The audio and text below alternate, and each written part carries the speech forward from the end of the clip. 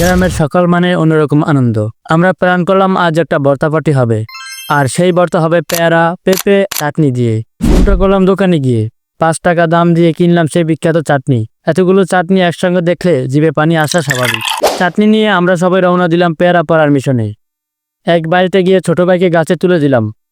সেই উপরে উঠে একে একে শক্ত আর পাকা পেয়ারা পেরে আমার লুঙ্গির মধ্যে ফেলতে থাকে। সেই গাছ শেষ হলে আরেকটা গাছে উঠালাম, সেখান থেকেও বেশ কিছু পেয়ারা জুটে গেল। গাইস, আমাদের এখনো অনেক সরঞ্জাম বাকি ভর্তা খাওয়ার জন্য, তো আমরা এগুলো কালেক্ট করার জন্য বাড়ি বাড়ি হাঁটতেছি। আমাদের সাথে দেখুন। এরপর সেই বাড়ি থেকে বের হয়ে রওনা দিলাম বন্ধুর বাড়ির দিকে। হাঁটতে হাঁটতে চলে গেলাম বন্ধুর বাড়িতে। বন্ধুর বাড়ি পৌঁছে আবার কিছু পেয়ারা পারলাম। এরপর তার বাসা থেকে একটা গামলা, ছুরি, বটি, লবণ, মরিচ আর যা যা দরকার তা সব নিয়ে নিলাম। এরপর রওনা দিলাম পেঁপে খুঁজতে। একটু ঘুরোঘুরি করতেই একটা জায়গা থেকে পেয়ে গেলাম পেঁপে। সবকিছু নিয়ে চলতে লাগলাম সুন্দর একটি স্থানে, যেখানে বসে আমরা এই ভর্তা বানাবো। নাবিল, আমরা কোথায় যাচ্ছি? আমরা এখন যাচ্ছি পারবেন চৌরাস্তা। কি জন্য যাচ্ছি? ভর্তা খাওয়ার জন্য। বন্ধু আর ছোট ভাই খোসা ছাড়াতে শুরু করলো, আর আমি গেলাম পানির ব্যবস্থা করতে। ফিরে এসে দেখি সব খোসা ছাড়ানো হয়ে গেছে, এখন কাটাকাটি শুরু।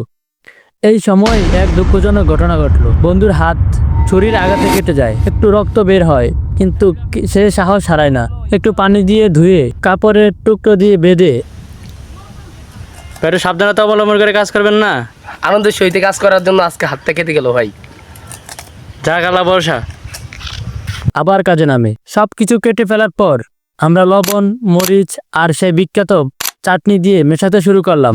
পেয়ারা, পেঁপে, চাটনি সব একসঙ্গে মিশে গেল এক অপূর্ব ঘ্রাণে। ছোট ভাই নিজের হাতে কচলাতে লাগলো, একদম মাটির মাখনের মতো করে।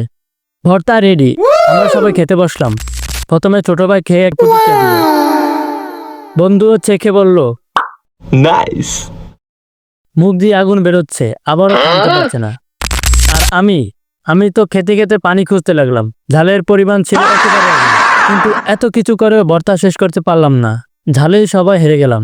এই ফাঁকে রাস্তা দিয়ে 2-3 জন রিক্সাওয়ালা যাচ্ছিল। তারা ভর্তার গ্রানে রিক্সা থামিয়ে দাঁড়ায়। আমরা তাদের ডাকতে হয়নি, নিজেরাই নেমে হাতে ভর্তা নিয়ে গেল। কোনো কথা না, কোনো প্রতিক্রিয়া না, শুধু মুখে পুরে এবং সাথে করে নিয়ে চলে গেল, যেন এটাই তাদের অপেক্ষার খাবার ছিল। নাবিল ভাই, ভর্তা কেমন হয়েছে? খুব ঝাল হয়েছে এবং খুব টেস্টি হয়েছে, খেতে অসাধারণ।